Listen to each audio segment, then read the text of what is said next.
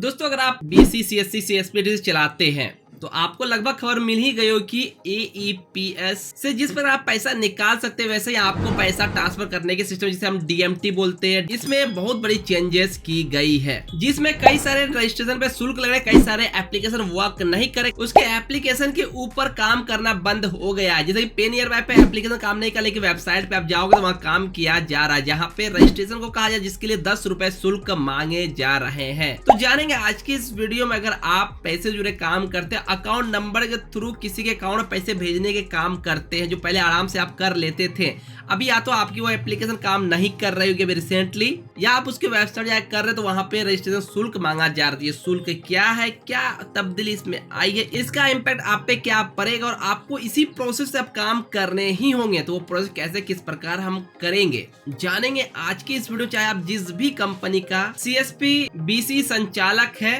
तो ये वीडियो आपके लिए काफी इंफॉर्मेटिव होने वाली। वीडियो को बिना एक पल स्किप किए एंड तक बने रहिएगा। यहाँ पे हुआ क्या है पहले हम वो समझते हैं। आरबीआई ने नए गाइडलाइन जारी किए, जिसमें अगर आप एक बीसी है और आपके पास कोई कस्टमर आया किसी का अकाउंट में पैसे ट्रांसफर करने के लिए, तो आपका उनका रजिस्ट्रेशन जैसे नाम, डिटेल, एड्रेस, मोबाइल नंबर, ये सब भर के हम लोग हो जाता है। लेकिन अब वहाँ पे होता है क्या है कि जो भेजने आएगा, यानी जो सेंडर है, जो भेजने वाला है, मान लो आपको किसी के अकाउंट में पैसे लगाने आप किसी दुकान पे गए हो, तो आपको अपने आधार लेके जानी होगी, और आपका जो दुकानदार है, जैसे कि हम बीसीस, आपका आधार डिटेल डालकर आपका फिंगर लेकर आपकी केवाईसी पहले करेंगे, जिसे हम रजिस्ट्रेशन बोलते हैं। उसके बाद फिर हम बेनिफिशियरी ऐड करते हैं, जिनके account number, IFSC code, bank detail हम डालना पड़ता है। उसके बाद पहले एक रजिस्ट्रेशन होती है। तो आरबीआई ने कहा कि अभी नए पुराने दोनों के लिए ही आ रहे हैं कि उनको ये रजिस्ट्रेशन करना जरूरी है। अभी रजिस्ट्रेशन क्यों जरूरी है इसकी बात हम आगे करेंगे। फिलहाल अभी इसकी प्रोसेस को हम जानते हैं, ये किन किन एप्लीकेशन लाइव हो गया, किन की अपने क्या क्या इशू आ रही है। जिन पर मैं पे नियर में बात करूं, उसमें 10 रुपए रजिस्ट्रेशन शुल्क दिख रहा है। एयरटेल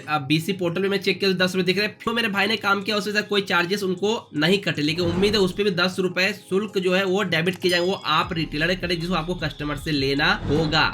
बाकी और भी कंपनी पे शुल्क लगा रही, बहुत सारे एप्लीकेशन के ऊपर अभी वो सिस्टम जब तक वो अपडेट नहीं लाते, ये डीएमटी के प्रोसेस को रोक दिया गया है, पॉज कर दिया गया। आप इसकी वेबसाइट में अपडेट हो चुकी है, जिनके उनके वेबसाइट काम जो शुल्क रजिस्ट्रेशन के साथ वहाँ पे चल रही है। मैं यहाँ पे आपको अपने कंप्यूटर पे ले चलता हूँ, वहाँ मैं दिखाता हूँ। मैं अभी पे नियर बाय को प्रॉपर अगर मैं मनी ट्रांसफर अंदर जाता हूँ और मैं कोई एक मोबाइल नंबर पहले से भेजा हुआ या फिर नया मैं दर्ज करूं, तो यहाँ पे एक पेज आता है जहाँ पे कह रहा है कस्टमर केवाईसी पेंडिंग करके, as RBI guideline customer require to complete KYC, verify customer mobile number, OTP से और ऑथेंटिकेट कस्टमर आधार से कंटिन्यू विद वेरिफिकेशन, जिसके शुल्क है 10 रुपए। इसी प्रकार मैं एयरटेल के पोर्टल पे जाता हूँ एंड यहाँ मनी ट्रांसफर ऑप्शन मैं सिलेक्ट करूँ, यहाँ पे एक मोबाइल नंबर दर्ज कर प्रोसीड करते हैं, तो यहाँ पर भी आधार नंबर स्टार्टिंग में ही मांग लिया जा रहा है। अगर मैं यहाँ पे अपना आधार नंबर डालकर प्रोसीड करूँ तो यह एक अगला पेज खुला जिसमें ओटीपी रिक्वायर होती है। एंड हम आगे आते तो यहाँ भी वही करा जा रहा है कि ये डिक्लेयर है, आपका पूरा नाम, gender, date of birth, permanent address वगैरह लिया जाएगा। यहाँ पे जिसके चार्जेस जो है आपके कस्टमर रजिस्ट्रेशन के, यहाँ भी एयरटेल ने भी 10 रुपए शुल्क लगा रखे हैं। इसी पिताजी में अगर फिनो की बात करूं, जो मेरे भाई ने यूज किया, बोला इसमें शुल्क नहीं लग रहा है फिलहाल के, तो मैं इसको चेक करता हूँ एक नंबर डालकर। तो यहाँ पे फिनो पे रेमिटेंस के साथ चलता हूँ, यहाँ पे जो रेमिटेंस के लिए आधार नंबर यहाँ मांगा जा रहा है। आधार नंबर डालकर मैं यहाँ पे करके एंड कैप्चर बायोमेट्रिक करता हूँ, तो यहाँ पे कोई तरह का पेमेंट की बात नहीं की जाती। और अगर मैं अपना फिंगर कैप्चर करूँ तो यहाँ पे मेरे आधार जो जितनी भी चीज, जैसे कि मेरा नाम हो गया, मेरा डेट ऑफ बर्थ हो गया, मेरा एड्रेस हो गया, और मैं किस सिटी से वगैरह से बिलोंग करता हूँ, वो सारी चीजें यहाँ पे देखने को मिल जाएगा। बस यहाँ पे आपको मेल फीमेल चूज करना है एंड नेक्स्ट कर दोगे, उसके बाद आपका बैंकिंग डिटेल जो आती है वो आ जाएगा। यानी फिनो पे चार्ज यहाँ पे नहीं मांगा जा रहा है। तो अब आप जिस भी कंपनी की एईपीएस आईडी चलाते हो, आप अपने कंपनी का चेक करें, वहां पे क्या डीएमटी के ऊपर रजिस्ट्रेशन करते हुए 10 रुपया शुल्क आपसे काटा जा रहा है, मांगा जा रहा है। आप चेक कर हमें जरूर बताएं। अगर मैं पे नियर बाय से भी करूँ तो वहीं पे भी यही डिटेल आ रहे हैं आपके। जो नए कस्टमर नए मोबाइल नंबर रजिस्टर नहीं है पोर्टल पे, उससे दर्ज करेंगे तो उनका डिटेल्स आपको फर्स्ट टाइम जिस पर आपने मैनुअली भरते हो, आधार बेस पे, केवाईसी बेस पे करना होगा। पहले किसी कर चुके हो एंड कोई एग्जिस्टिंग यूजर है तो उनका सिर्फ आधार नंबर डाल फिंगर करके आपका, जैसे यहाँ पे मेरा प्रोसेस हो गया। अब सेंड मनी का ऑप्शन मेरा हाईलाइट यहाँ पे हो चुका है।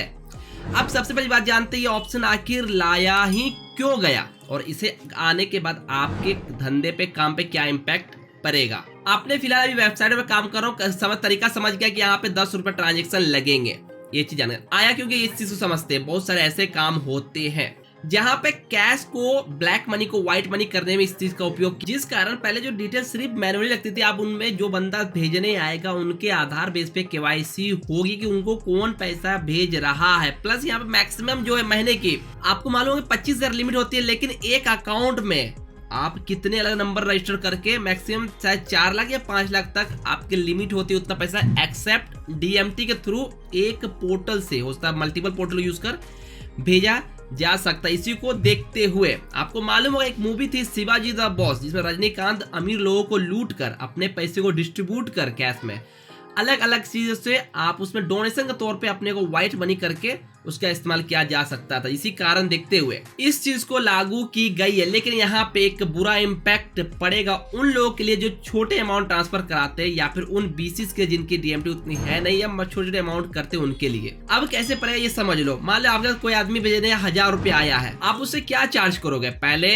10 रुपए कर दे 1000 रुपए पर, जिसपे हमारा बेनिफिट 0.45% 4.5 रुपए 5 रुपए बनते थे। अब कोई 1000 रुपए ट्रांसफर कर नया कस्टमर आया है या फिर ओल्ड भी आया, अगर रजिस्ट्रेशन प्रोसेस आपके जो बीसी ऐप है वो पैसे अगर काट रही है रजिस्ट्रेशन 10 रुपए, तो 10 रुपए वो जोड़ लो प्लस 12 रुपए एक्स्ट्रा 1000 रुपए पे उनके चार्जेस लगेंगे। कुल मिला के 1000 रुपए को अगर ट्रांसफर करने के लिए कोई आए तो 22 रुपए शुल्क लग जाएंगे। और मैं बताऊं अपना एक्सपीरियंस, जब से प्राइस 1.2% हुआ है डीएमटी का काम मेरा ज्यादातर खत्म हो गया है, क्योंकि लोग यूपीआई वगैरह अलग अलग से करवा लेते हैं, डीएमटी पे मैं बोलता हूँ शुल्क नहीं कराते। अब जब ये रूल लागू हो गया है, मैं डेफिनेटली अपना एक्सपीरियंस बता रहा हूँ, मेरे और भी दुकान है वहां सबसे भी डीएमटी को इस प्रोसेस करने के लिए 10 एक्स्ट्रा लगाना, कस्टमर को बोले कस्टमर खुद लौट जाएगा। तो डीएमटी का धंधा लगभग खत्म हम लोग के पास हो रहा है। ये जो रूल्स है मैं इसे गलत नहीं कहूँ, ये सही चीज है, सरकार ऐसी चीजों को रोकथाम करने के अच्छे कदम है, लेकिन इसमें शुल्क लग रहे हैं। ये छोटे अमाउंट वाले की दिक्कत अभी के समय, जब फेस्टिवल समय जब बाहर से लोग पैसे अपने घर वाले को भेजते हैं, उस चीज के ऊपर एक्स्ट्रा शुल्क 1.2% तो लगी गई, उस पर से 10 रुपए और जो इस प्रोसेस को यूज करने में कठिन बनाता है।